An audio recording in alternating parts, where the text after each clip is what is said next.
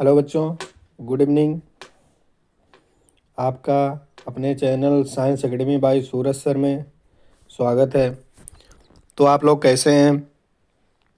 मस्त हैं, स्वस्थ हैं, बोर्ड की एग्ज़ाम तैयारी करने में व्यस्त हैं। पिछले वीडियो में हमने क्वेश्चन 5 तक बता चुके हैं। अब क्वेश्चन 6 बताने जा रहे हैं। ठीक, चलिए शुरू करते हैं। प्रश्न नंबर 6, प्रकाश के परावर्तन के कितने प्रकार हैं? जो प्रकाश का परावर्तन होता है वो कितने प्रकार का होता है? उत्तर, परावर्तन 2 प्रकार का होता है। जो प्रकाश का परावर्तन होता है वो कितने प्रकार का होता है? 2 प्रकार का होता है। फर्स्ट, नियमित परिवर्तन, दूसरा विसर्जित या अनियमित परिवर्तन। ठीक, नियमित परावर्तन ऐसी परावर्तन जिसके कारण किसी माध्यम में से जाता हुआ एक समांतर प्रकाश पुंज एक चिकनी पालिश की गई सतह पर टकराने के बाद एक समांतर पुंज के रूप में किसी निश्चित दूसरी दिशा में निकलता है। इसे नियमित परिवर्तन कहते हैं। जैसे ये है, जो प्रकाश जैसे प्रकाश आया, ठीक, प्रकाश की किरण आई और एक चिकने, ये क्या है, एक चिकना सतह है। ठीक, चिकना सतह, इससे क्या हुई, टकराई और फिर उसी मतलब दूसरी दिशा में एक नियमित अनुसार से क्या करी, चली गई। ठीक, जैसे तीनों प्रकाश की किरण, तो ये क्या कहलाएगी, नियमित परिवर्तन। ठीक, अनियमित या विसरित परिवर्तन ऐसी परिवर्तन जिनके कारण किसी माध्यम में से जाता हुआ एक समांतर प्रकाश पुंज एक खुरदुरे सतह पर टकराने के बाद प्रकाश को सभी दिशाओं में बिखेरने के प्रभाव को वितरित परावर्तन या अनियमित परावर्तन कहते हैं। ठीक, तो इसमें क्या है, जैसे कोई प्रकाश की किरण क्या हुई, एक खुरदुरे सतह से टकराई और क्या हुई, वो विभिन्न दिशाओं में वितरित हो गई, बट गई। ठीक, इसीलिए इसको क्या कहेंगे, अनियमित परिवर्तन। जैसे इसमें ये पहली किरण यहाँ से टकराई, यहाँ चली गई। ठीक, दूसरी किरण यहाँ टकराई और इधर निकल गई, तीसरी किरण इधर से इधर निकल गई। तो ये क्या हो गया, वितरित परिवर्तन या अनियमित परिवर्तन। ठीक, प्रश्न 7, क्या कारण है कि पानी में जाती हुई प्रकाश की किरण अविलंब की ओर झुक जाती हैं? जैसे क्या कारण होता है जब पानी में जब प्रकाश को लाया जाता है तो अविलंब की ओर झुक जाती है?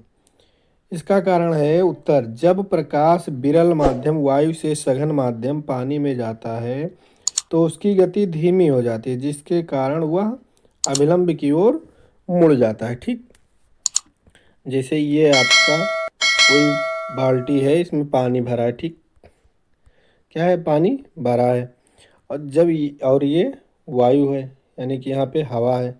तो जो वायु माध्यम में होती है, जब वायु माध्यम से प्रकाश की किरण जब जल यानी कि सघन माध्यम से पानी, विरल माध्यम से, जो वायु होता है ये क्या होता है, विरल माध्यम से जब वायु से, यानी कि विरल माध्यम क्या होता है, वायु, जब वायु से जो प्रकाश की किरण होती है वो माध्यम सघन माध्यम पानी में जाती है तो क्या होती है, उसकी गति धीमी हो जाती है, जिसके कारण वह अविलंब की ओर झुक जाती है।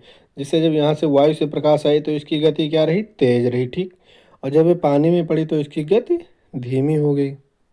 ठीक, जब धीमी हो गई तो अविलंब की ओर क्या हो जाती है, मुड़ जाती है। इसी कारण यही कारण होता है कि पानी में जाती हुई प्रकाश अविलंब की ओर झुक जाती है, क्योंकि उसकी गति धीमी हो जाती है। ठीक, क्वेश्चन 8, दर्पण की परिभाषा और प्रकार लिखिए। ठीक, जो दर्पण होता है उसकी परिभाषा और प्रकार लिखिए।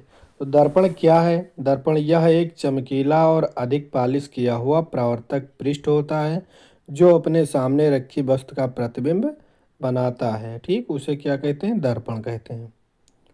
मतलब दर्पण एक चमकीला पालिश किया हुआ तल पृष्ठ होता है जो वस्तु का प्रकाश या प्रतिबिंब वस्तु का प्रतिबिंब बनाता है, उसे दर्पण कहते हैं। दर्पण दो प्रकार के होते हैं, समतल और गोलीय दर्पण। पहला क्या है, समतल दर्पण। इसका परावर्तक पृष्ठ सीधा तथा सपाट होता है। परिभाषा, ऐसे दर्पण जिनका परावर्तक पृष्ठ समतल हो समतल दर्पण कहलाता है। जैसे जब कौन सा दर्पण, समतल दर्पण, जो घरों में शीशा लगा होता है ये, ठीक, इसका जो पृष्ठ होता है वो क्या होता है, सीधा सीधा होता है, ठीक। तो इसे क्या कहेंगे, समतल दर्पण। गोलीय दर्पण, इसका परावर्तक पृष्ठ मुड़ा हुआ होता है। गोलीय दर्पण का परावर्तक पृष्ठ अंदर की ओर या बाहर की ओर वक्रित हो जाता है, ठीक। परिभाषा, ऐसे दर्पण जिसका परावर्तक पृष्ठ गोलीय है गोलीय दर्पण कहलाएगा, ठीक। इसकी वक्रता के आधार पर गोलीय दर्पण को दो प्रकार से बांटा गया है, ठीक। जो वक्रता होती है दर्पण की, उस गोलीय दर्पण की, उसके आधार पर गोलीय दर्पण को दो भागों में बांटा गया है, ठीक। पहला क्या है, अवतल दर्पण, और दूसरा उत्तल दर्पण। अवतल दर्पण जिसका पृष्ठ अंदर की ओर अर्थात गोले के केंद्र की ओर धंसा हुआ हो। जैसे ये आपका है, सॉरी,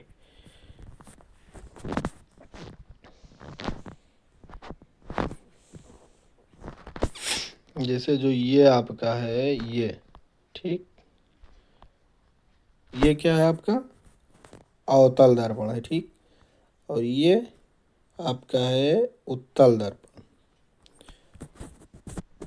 ये क्या है, अवतल, और ये है उत्तल, ठीक।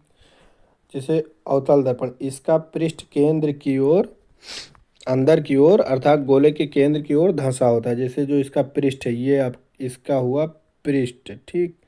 तो पृष्ठ क्या हुआ, जो अंदर की ओर धंसा है, ठीक। ये पृष्ठ क्या है, अंदर की ओर धंसा है, मतलब प्रकाश की किरण यहाँ पड़ेगी, ठीक।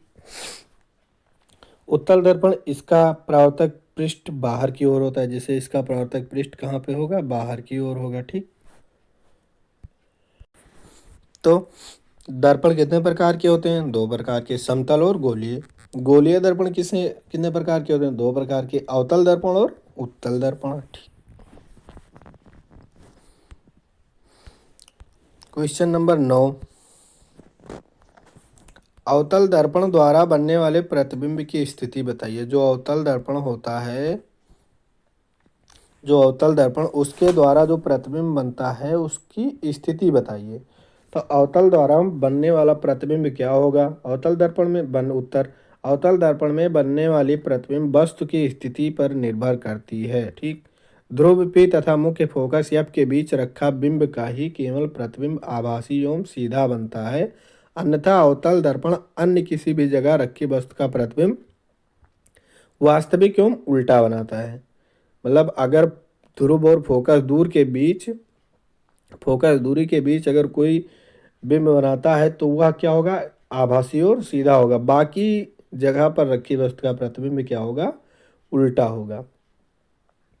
अनंत पर रखी वस्तु की प्रतिबिंब फोकस एफ पर वास्तविक एवं उल्टा अथवा अत्यधिक छोटा अर्थात बिंदु साइज का बनता है।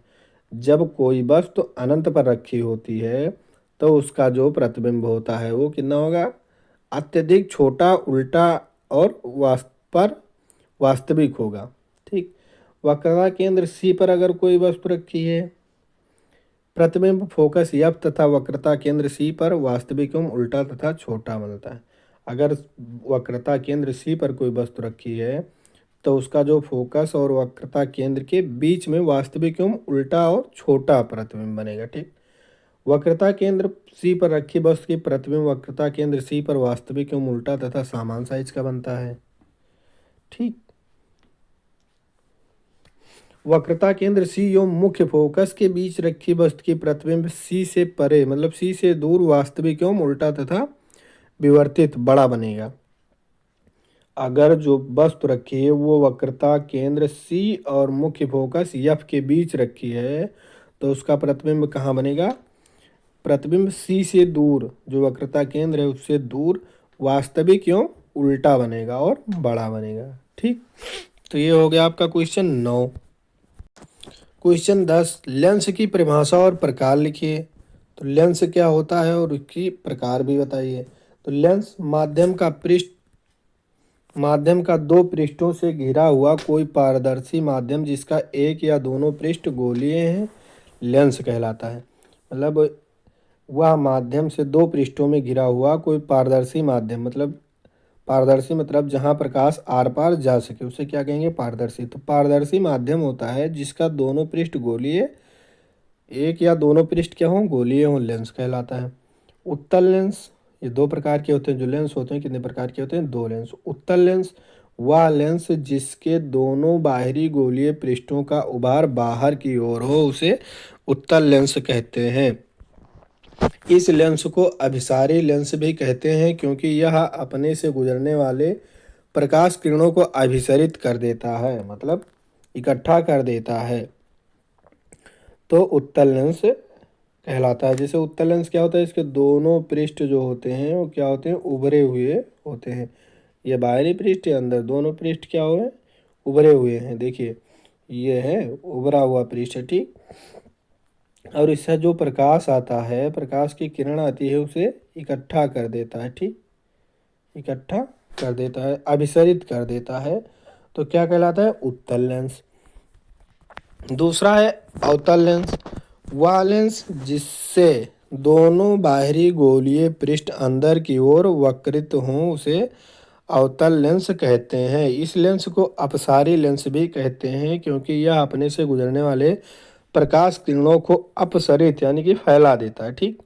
वो क्या करता था, अभिसरित इकट्ठा करता था उत्तल लेंस, और अवतल लेंस जो होता है वो अपसरित करता है यानी कि फैला देता है। जैसे ये आपका अवतल लेंस है, ठीक। जब इस पर कोई ये प्रकाश आ रही है, प्रकाश की किरण पड़ी तो क्या होगी, अपसरित हो गई, मतलब क्या हो गई, विस्तृत हो गई, अलग अलग बट गई, तो क्या कहेंगे, अवतल लेंस, ठीक।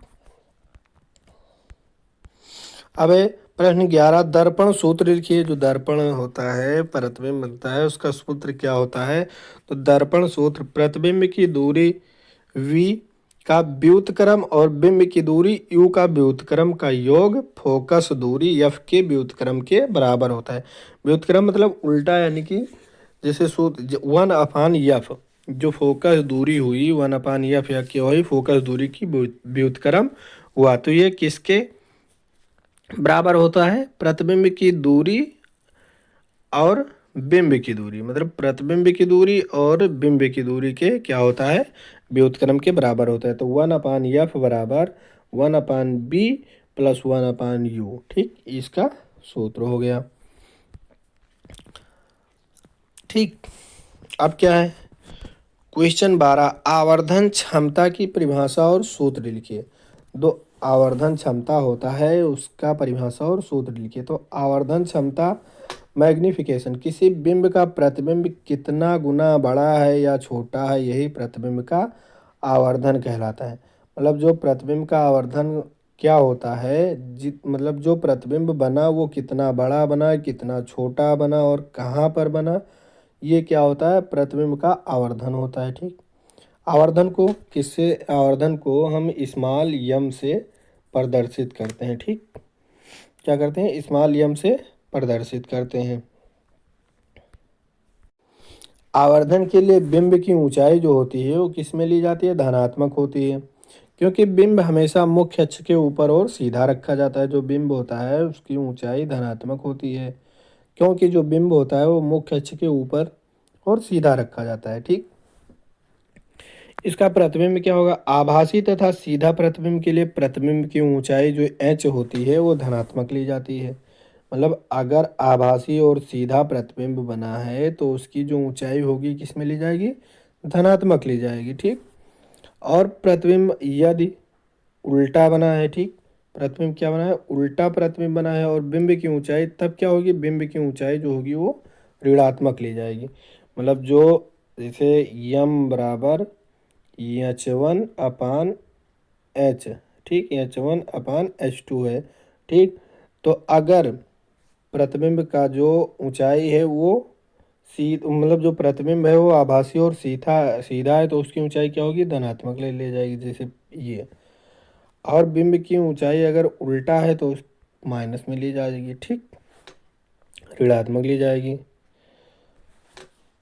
तो आज आपके प्रकाश के परावर्तन और अपवर्तन के इम्पॉर्टेंट क्वेश्चन समाप्त होते हैं, ठीक। तो अगर आप लोगों को वीडियो अच्छी लगी तो लाइक करें, कमेंट करें, अपने दोस्तों के साथ शेयर करें और चैनल को सब्सक्राइब करें तथा बेल आइकन को ज़रूर दबाएं, क्योंकि जब हम क्लास कोई अपलोड करें तो आप लोगों के पास सीधा सीधा नोटिफिकेशन तुरंत पहुंच जाए। धन्यवाद।